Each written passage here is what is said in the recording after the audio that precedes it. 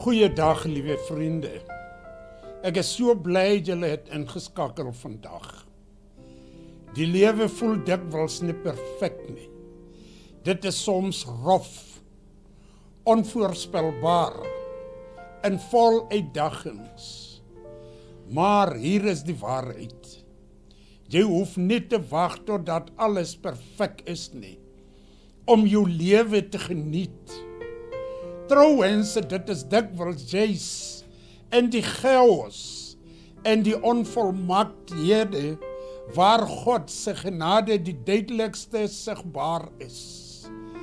Geliefdes, vandag wil ek jou aanmoedig om jou lewe reg nou, soos dit is, te beleef. Selfs al is dit nie waar jy wil wees nie. Soms dink ons dat ons net gelukkig sal wees wanneer alles op sy plek is. Maar God roep ons om vrede en vreugde te vind in die reis, selfs wanneer alles nog nie gereed is nie. Laat ons onthou dat, maak nie saak wat ons ervaar nie. God werk alles vir ons ten goeie, en daar is skoonheid in die proses. Geliefdes, kom ons duik in die ontdek, hoe ons die lewe vandag kan geniet, in al sy rofheid, skoonheid en imperfeksie. Geliefdes, kom ons lees saam uit die boek van Romeine, hoofstuk 8, vers 28, wat soos volg lees. En ons weet dat in alles God meewerk ten goeie vir die wat hom liefhet, die wat volgens sy voorneme geroep is. Dit is die woord van God. En dit bring ons na die tema vir hierdie weekliks motivering, wat soos volg lees. Geniet elke oomblik, ongeag die omstandighede. Liewe vriende, vandag wil ek jou herinner om jou lewe te geniet terwyl jy dit leef. Nie eers wanneer alles perfek is nie. Die waarheid is, ons sal altyd iets sê wat nie reg is nie. Of dit nou ons gesondheid, ons verhoudings, ons werk, of selfs in ons eie gedagtes en gevoelens is. Maar, ek wil vir jou sê, dit is juis in die ongemaklike, stikkende en deurmekaar tye, dat God sy genade en teenwoordigheid die duidelikste is. In die boek van Romeine 8, vers 28, herinner ons dat God meewerk ten goeie vir die wat hom liefhet.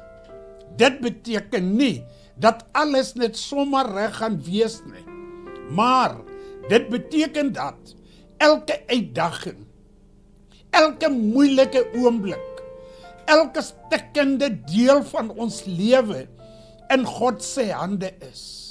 Hy sal alles vir jou ten goeie laat meewerk, selfs al jy dit op daardie oomblik nie raak sien nie.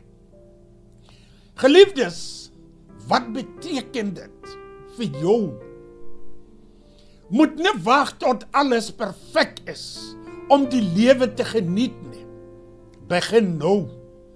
Geniet die pad. Selfs al voel dit moeilik of verwarrend. God is besig om alles ten goeie te laat werk. En jy is nie alleen nie. Die imperfekte oomblikke is nie die einde nie, maar die begin van die wonderlike dinge wat God vir jou beplan. Elke dag het sy eie genade. Elke dag is 'n nuwe geleentheid om God se teenwoordigheid te ervaar, selfs in die chaos van die lewe.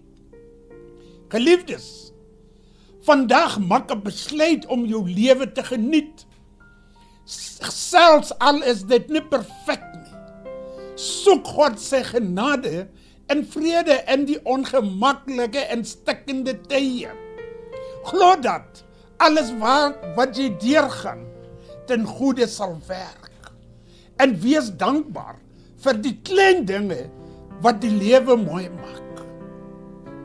Geliefdes, mag jy vandag vrede vind in die kennis dat God is in beheer. Begin jou lewe nou, terwyl jy dit leef, en weet dat jou reis met hom nie in vain is nie.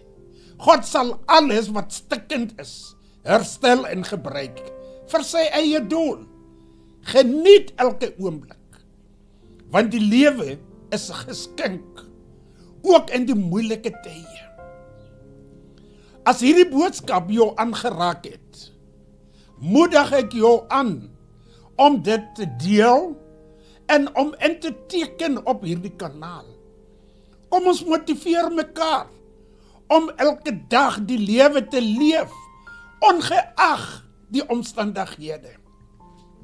Geliefdes, kom ons bid saam aan die einde van ons weeklikse motivering. Here, dankie U, dankie dat U in die middel van ons chaos en onsekerhede teenwoordig is.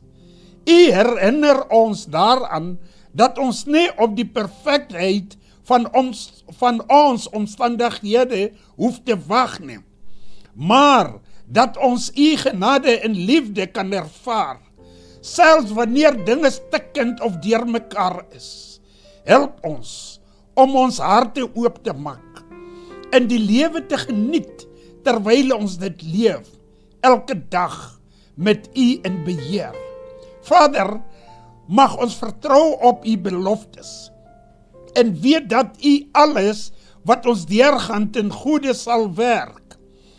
Gee ons die moed om in die middel van ons uitdaging U vrede en vreugde te vind.